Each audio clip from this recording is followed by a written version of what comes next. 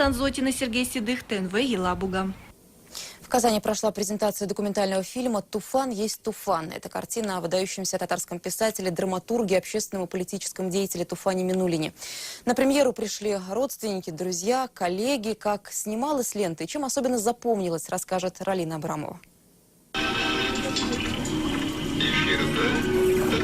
Этот фильм собирали буквально по крупицам, по старым фотографиям, воспоминаниям друзей и коллег. Эксклюзивные кадры из личного архива драматурга и хроника нашей телекомпании. За полчаса показана вся жизнь Туфана Минуллина. От порога родного дома до учебы в Москве и работе на телевидении. Сверхъестественного не жду.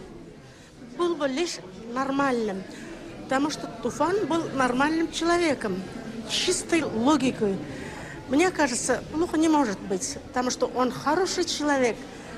Мне хочется видеть, соскучилась по нему.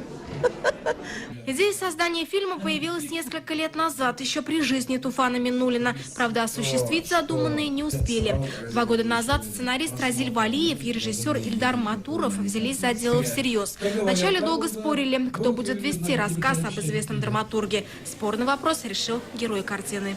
Дело в том, что Туфан Абдулович перед смертью записал себя на видео на 6 часов, где он, в общем-то, подробно, откровенно, не боясь как критики, он, хотя и при жизни никогда ее не боялся, он